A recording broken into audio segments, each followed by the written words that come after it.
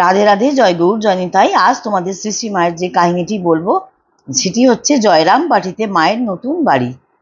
মায়ের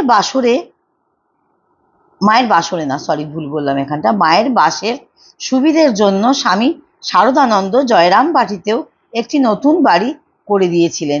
মাটির দেওয়াল ও মেঝে খড়ের ছাউনি।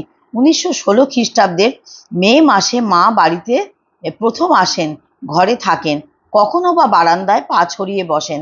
মা নিজেই বলেছেন তিনি জগৎ মাতা, অসীম ঐশ্বর্য, অসীম শক্তি, তবু সব ঢেকে রেখে কতখানি আপন মা হয়ে থাকতেন।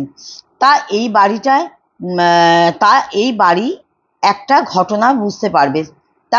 এই একটি ঘটনা আছে, সেই ঘটনায় তোমরা বুঝতে পারবে। এই বাড়িরই বারান্দায় বসে একজন সাধুর স্বামী জপানন্দের মুখে তা শুনেছি। মাটির মেঝে, তার ভিতরে ইটের ছোট্ট টুকরো ইত্যাদি থাকে। একদিন বারান্দায় চলার সময় এমনি একটি ইটের টুকরোয় জপানন্দজির পা কেটে গিয়েছে, রক্তপাত হয়েছে। তিনি তখন ওই বাড়িতেই মায়ের অনুমতি নিয়ে তার ঘরের পাশের ঘরে কয়েকদিন বাস করছিলেন।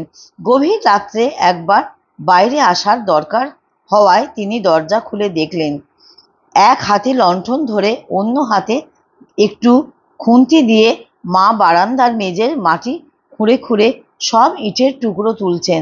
দেখে স্তম্ভিত হয়ে তিনি বললেন, রাত জেগে এ কি করছো মা? মা বললেন, বাবা, ইটের টুকরোয় তোমার পা কেটে গেল, আবার হয়তো কোনো ছেলেরও পা কেটে যাবে, এই ভেবে ঘুম আসছিল না, তাই এইগুলো তুলে ফেলছি। এই ভালোবাসার কি কোনো সীমা আছে? আমরা নিজে মায়ের কাছে যে ভালোবাসা পাই তা জগৎ মাতার এই ভালোবাসারই অংশ মাত্র। সারা বিশ্বে যত মা আছে, দেবতা মা, মানুষ মা, পশু পক্ষী, কীট পতঙ্গ মা, সেসব মায়ের ভালোবাসা যোগ করলে যা হয় তাই ভালোবাসার সাগরী। সারদা মায়ের রূপ ধরে এসেছিলেন। ইট লেগেছে ছেলের পায়ে, রক্ত ঝরছে, এ কি হলো ভেবে মায়ের ঘুম যে ছুটেছে। আবার কারো লাগবে ভেবে সারা মেঝে খোঁড়েন, খুন্তি দিয়ে রাত্রি জেগে ইটের টুকরো টুকরো তোলেন। কত সুন্দর মিষ্টি কথা, তাই না?